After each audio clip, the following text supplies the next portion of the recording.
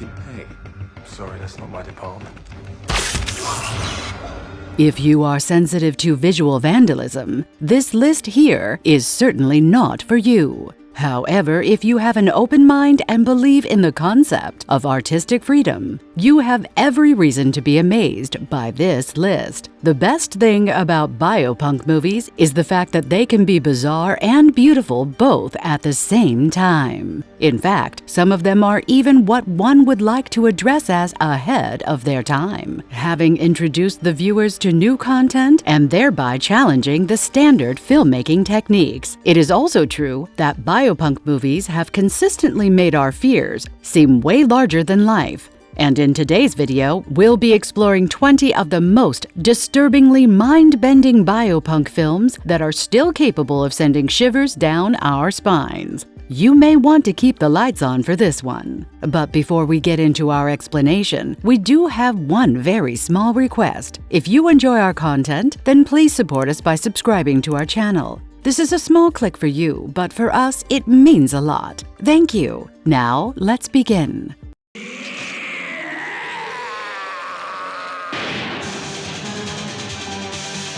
Tetsuo, the Iron Man 1989. A disturbed metal fetishist runs out of his hideout after discovering his self-inflicted wound decaying and covered with maggots. But in doing so, he gets hit by a running car, driven by a salaryman. Soon, the salaryman starts having tormenting visions of inexplicable, metal-oriented sexual fantasies, and eventually his body begins to mutate into a human-cum-metal monster. Unbeknownst to the salaryman, the metal fetishist somehow happens to be the mastermind behind the whole transformation, with visions of an entirely new world. Shinya Tsukamoto's Tetsuo the Iron Man is a defining work of body horror. Having made this masterpiece with barely any money, Tsukamoto has effectively illustrated a man's metamorphosis into a metallic monster, putting himself in the shoes of the metal fetishist and plunging deeper into the world of deviant obsessions. May we add here that he is absolutely brilliant in the role? This trippy, bizarre, and surreal Japanese movie here undeniably happens to be a cult film with a fanbase that includes the likes of Quentin Tarantino. The black and white cinematography amps up the already menacing mood and a horrifying atmosphere. Add to this violent scenes of nightmarish terror, such as an exceedingly hard-to-forget metal drill penis and its after effects. It is categorically not easy witnessing large metal rods inserting into open wounds all across the body. Therefore, it is safe to say that the flick is nightmarishly sickening.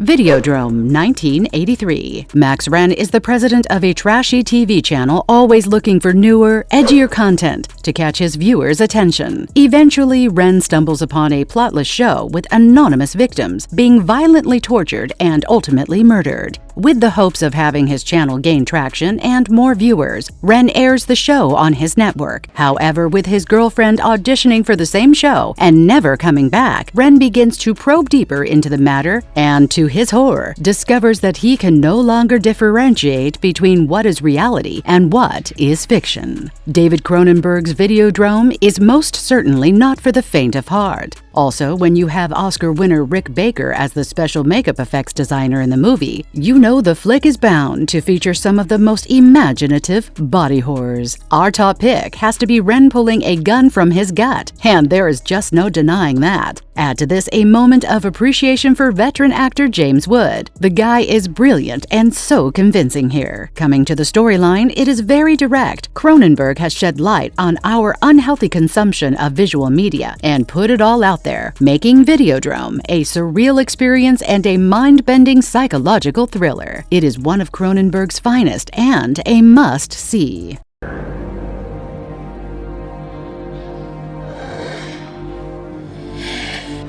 The Fly, 1986. Visionary filmmaker David Cronenberg never shied away from the fact that his iconic body horror film titled The Fly was inspired by George Langland's 1957 sci-fi horror short story of the same name and Kurt Newman's 1958 sci-fi horror movie also titled The Fly. Also, it does not really matter because Cronenberg's flick ended up becoming his biggest commercial success. The storyline has the celebrated Jeff Goldblum as the brilliant but eccentric scientist Seth Brundle, who not only hopes to change the world, but also human life with his teleportation telepods. But after the experiment he was working on goes terribly wrong, Brundle begins to mutate into a hideous-looking, fly hybrid-like creature instead. You know what is the most fascinating thing about this movie here? It's undoubtedly the special effects, and for that, we have the Academy winner Chris Wallace to commend for his spectacular work. The transformation on display is not for the squeamish.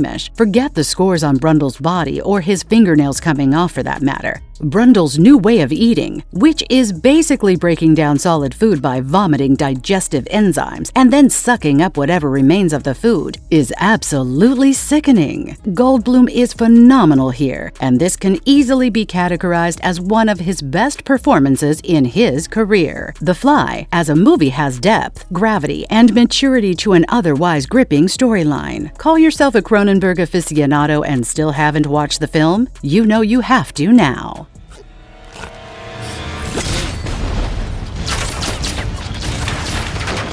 District 9, 2009. Neil Blomkamp's feature film debut has a colossal alien spaceship appearing over Johannesburg in 1982, and it is soon discovered that the ship is jam-packed with over 1 million sick and malnourished aliens. The South African government has the aliens sent to an internment camp known as District 9, where they are forced to live in pathetic conditions. 28 years pass by, and during the government's relocation of the aliens to another camp, an alien named Christopher plans to flee the planet along with his son. But in the process of doing so, Christopher crosses paths with the bureaucrat Vickers van der Merwe, one who is in charge of leading the relocation, and it is fitting to say things don't go as planned. Based on Blomkamp's 2006 short film known as Alive in Joburg, District 9 centers around the themes of social segregation, xenophobia, and humanity, having particularly been inspired by the events in Cape Town's District 6, especially during the apartheid era. Kudos to Blomkamp for bringing such a fantastic, gritty, realistic piece of science fiction to the screen.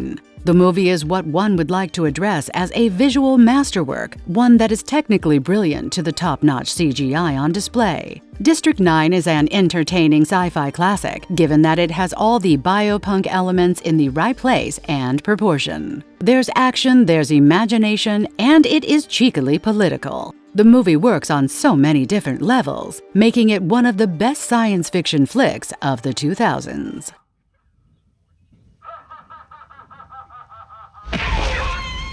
Blade Runner 1982. There is no denying that Sir Ridley Scott's Blade Runner categorically happens to be one of the most iconic science fiction movies to have ever been made. The adaptation of Philip Kindred Dick's 1968 novel Do Androids Dream of Electric Sleep is set in the dystopian future LA and has bounty hunter Rick Deckard called out of retirement and tasked with tracking down a bunch of advanced synthetic humans that are known as replicants and terminally retire them. However, with Deckard probing deeper into his mission, his sense of duty gets clouded and he starts questioning his humanity. From being the first film noir in a science fiction setting to literally inventing the sci-fi subgenre that is known as biopunk these days, Blade Runner looks distractingly gorgeous to date. It is dark and uncompromising. It is also philosophically deep in nature, making one contemplate existential questions about the very nature of being a human.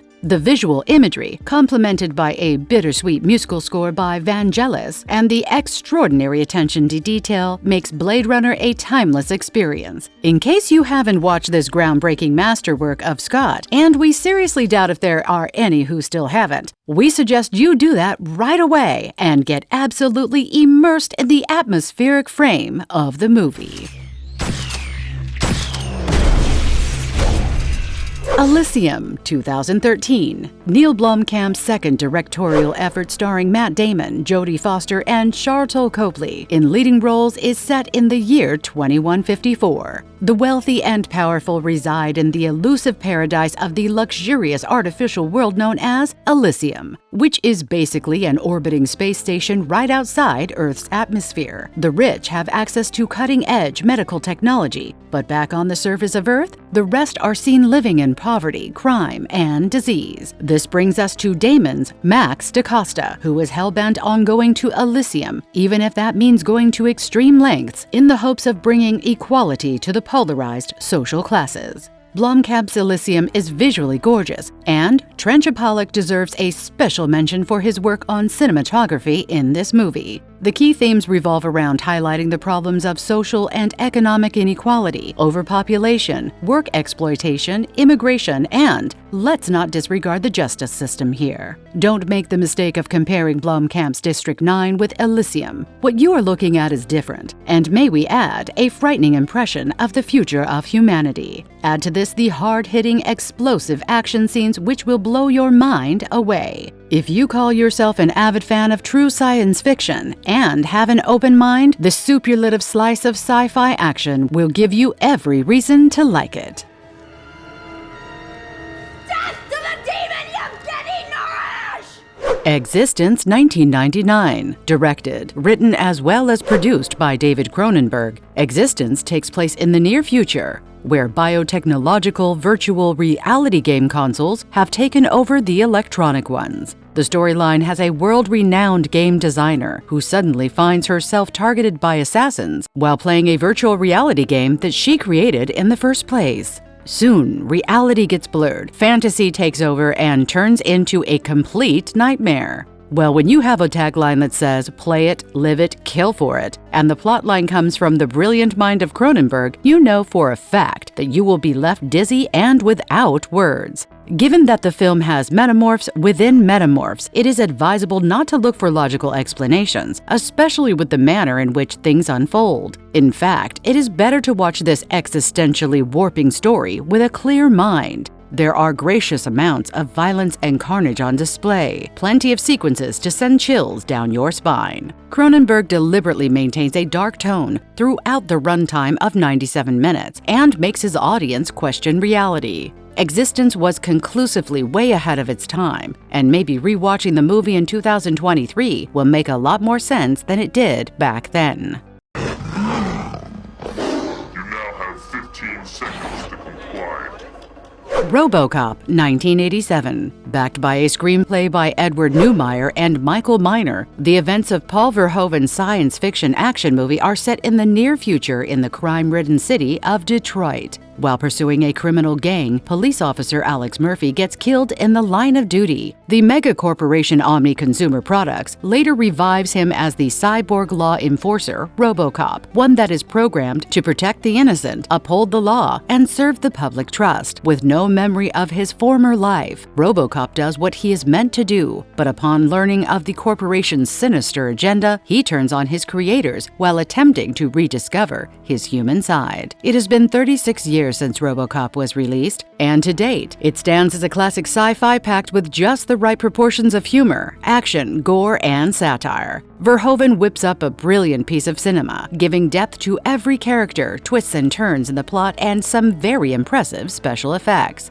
The fact that Verhoeven has effectively handled the ultraviolence on display as an object of fun shows how brilliant the Dutch filmmaker actually is. Add to this Basil Poledouris's powerful score, which takes the whole movie notches higher. We highly recommend you give this movie a shot if you still have not. You are going to love it.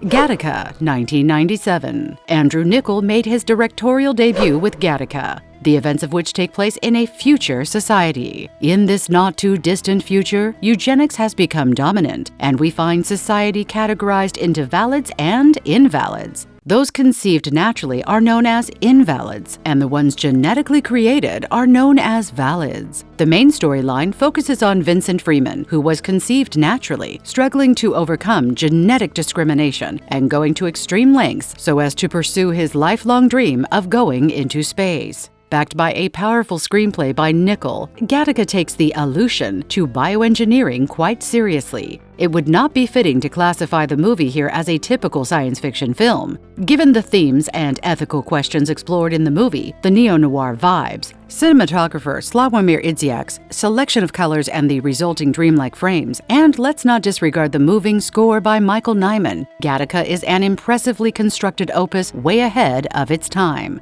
This movie is definitely worth your time.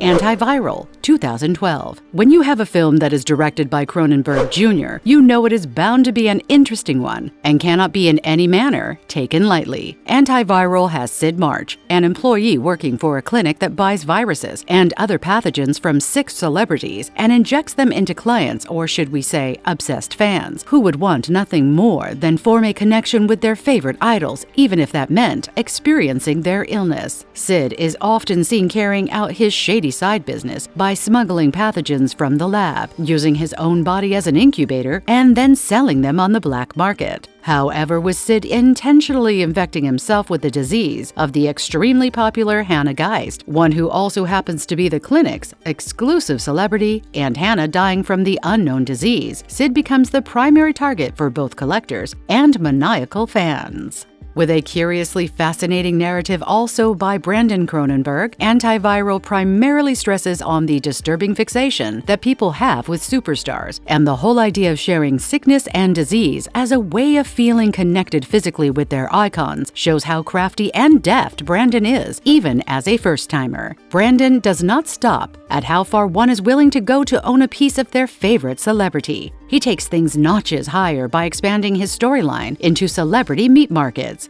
The movie features meat growing from the very cells of celebrities, which fans can pay for consumption. We have to admit here that Brandon does possess the gruesome verve of his father, and there are no second thoughts about it. Cinematographer Karim Hussein makes every frame look like a painting, thus making Antiviral visually stunning, while E.C. Woodley's soundtrack is creepy yet engaging at the same time. Actor Caleb Landry Jones is a sheer treat to the eyes, and his on-screen presence in the film alone makes Antiviral worth watching.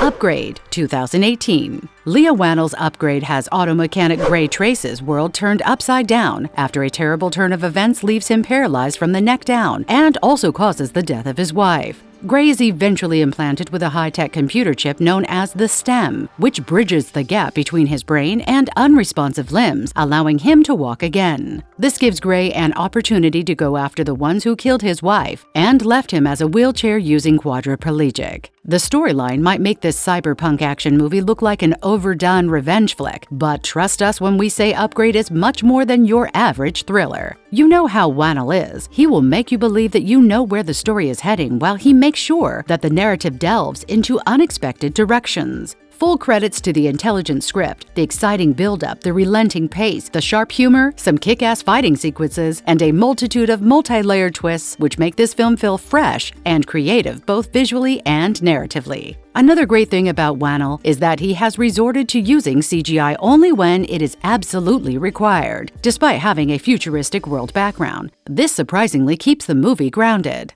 If you call yourself a hardcore science fiction fan, you cannot let this one pass you by. Have a nice day.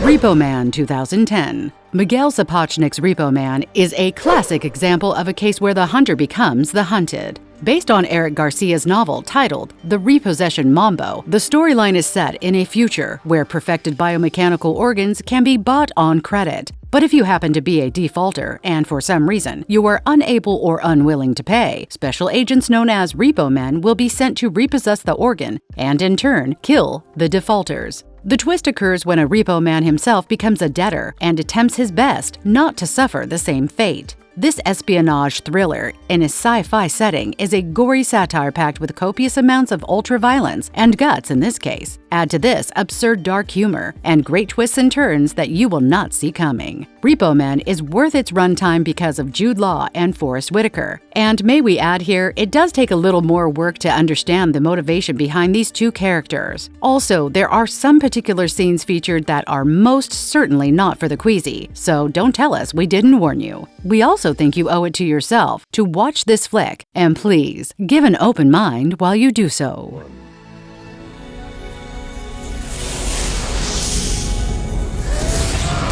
The Fifth Element, 1997. What you are looking at happens to be the most expensive European movie to have been ever made, at least at the time of its release back in 1997, and it retained its position as the highest-earning French flick at the international box office till 2011. Luc Besson's The Fifth Element is set in the 23rd century and follows former elite commando-turned-taxicab driver Corbin Dallas, teaming up with a young woman to help her retrieve 4 mystical stones and also look for the all-powerful, mysterious Fifth Element to ensure the survival of humanity against the approaching attack of a cosmic evil entity. Co-written by Besson and Robert Mark Kamen, The Fifth Element is quite strategically made for those who can laugh at life, but at the same time also have this insatiable thirst for adventure and romance clubbed together against the whole backdrop of science fiction. From breathtaking visuals, hysterical comedy angles, in-your-face action sequences, lavish sets, great costumes, drama, a unique storyline, brilliant direction, and some fantastic special effects, you name it and the movie has it. Given that 3 separate teams were handling 3 different kinds of special effects used in the film, this conclusively makes The Fifth Element incredibly imaginative with plenty of thrills. We highly recommend that you watch this movie that exhibits love versus evil in a totally different way. Dorothy isn't an ordinary child. She was born with the congenital... Space Sweepers, 2021. Jo Sung-hee's Space Sweepers is often regarded as the first Korean space film blockbuster. The movie, which happens to be a recipient of 17 nominations and 7 incredible wins, is set in the year 2092 and has the region of space in a messed-up state. It is filled with space debris, such as abandoned spaceships and floating satellites. The storyline follows a crew of space sweepers looking for saleable garbage, chancing upon Dorothy, a child robot with an inbuilt weapon of mass destruction. Upon realizing that the UTS Corporation wants Dorothy, the space sweepers make up their mind to demand a hefty ransom in exchange, only to find themselves entangled in a dangerous business deal. Boasting a well-written screenplay by Yoon Sung-min, Yoo Kang-sayu, Yoo Kang-seo-a, and Song-ki himself, Space Sweepers is a great space movie with spellbinding special effects, admirable cinematography, and some interesting characters. The film effectively maintains a fast pace throughout the runtime of 136 minutes. Add to this, plot twists and turns that you will not see coming, and some exhilarating action sequences. Also, a shout out to the physics-defying spaceship chases and battle scenes, which are so entertaining that they are bound to drive you to the edge of your seats. Give this movie a definite shot if you still have not, and believe us when we tell you that you will be swayed by this visually impressive, entertaining piece of science fiction.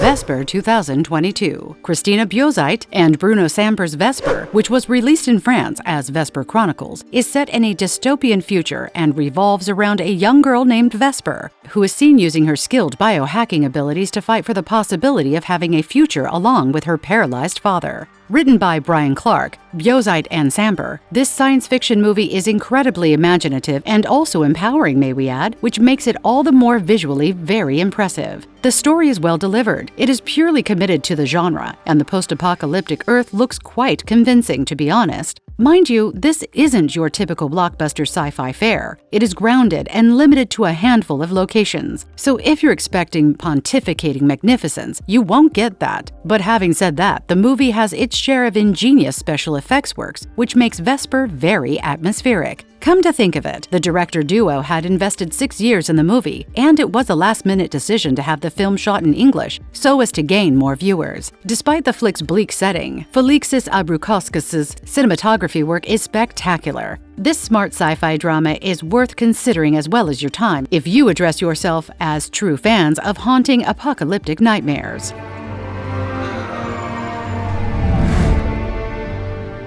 Lucy, 2014. There is no denying that Luc Besson's French-English sci-fi action flick was a huge box office success. The narrative has the titular character becoming a recipient of extraordinary psychokinetic abilities after a bat of nootropic psychedelic drugs, which was forcibly sewn into her abdomen, gets absorbed into her bloodstream. This has Lucy going after those who coerced her into working as a drug mule for them in the first place. Also written by Besson, this movie here is a wild ride and will make you question your understanding of science and reality. Packed with violence at the same time, Lucy is a high-concept, exploratory story about human potential and humanity's need to access it. You are looking at a well-crafted, nail-biting super-heroine flick exhibiting an impressive comic book-style tale with a high body count, plot twists, thrills, chills, intense action sequences, and some mind-bending special effects. Boasting a runtime of 90 minutes, Lucy is relatively fast-paced and nifty while also delivering a brief message about the extreme dangers of drugs at the same time. Thierry Arbogast's impeccable cinematography and Eric Serra's rousing musical score take this intriguing motion picture notches higher.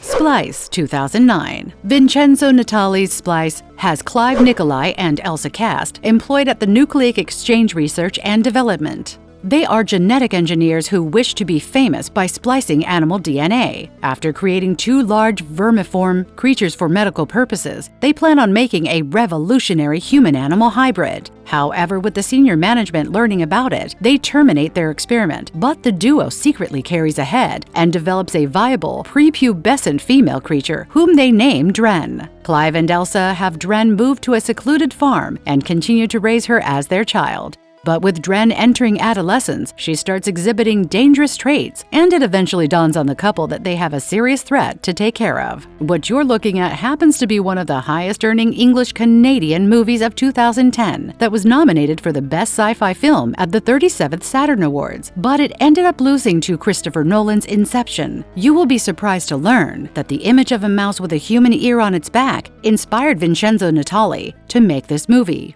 Furthermore, special effects designers Howard Berger and Greg Nicotero created 11 different versions of the character Dren for the film. The high point of Splice is conclusively the creature on display, and it goes without saying that a lot of care and detail has gone into creating Dren and making her character look every bit real. We'd like to stress on the cross-shaped pupils, the stinger on her tail, and dare we forget those retractable wings. Splice goes way beyond a regular science fiction movie, and we highly recommend you give this a definite shot.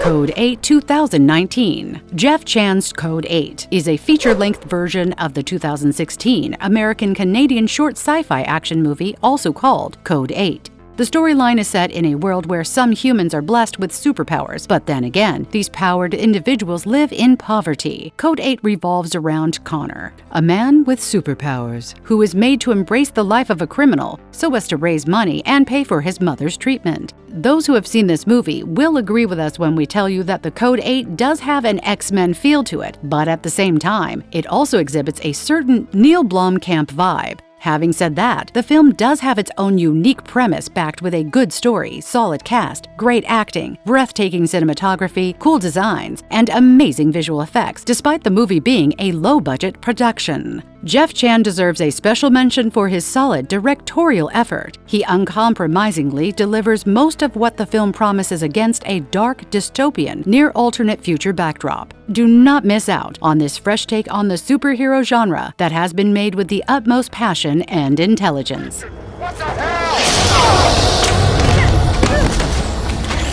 The Gene Generation, 2007. Perry Reginald Teo's biopunk science fiction action movie is set in an alternate reality that has scientists reconfiguring DNA in order to save lives. However, there are DNA hackers who can invade bodies simply by hacking and thereby kill people. The storyline follows assassin Michelle, who has to destroy the hackers when her gambling brother gets entangled in the immoral hacker underworld. Written by Keith Kalia and Perry Reginald Teo, The Gene Generation is highly cynical, extraordinary dark, and let's not forget, twisted. But having said that, it is hard to not be in awe of the valiant effort and cinema design that have gone into creating this futuristic urban hell on Earth. The cheap special effects on display surprisingly add a charming effect to the whole movie, giving it the desired alternate setting, which is unlike any other visually polished, high-definition flicks these days. Carmelo Casanuevo's background score also works primarily in favor of the flick. If you fancy movies like The Matrix, there's no reason for you not to like this one.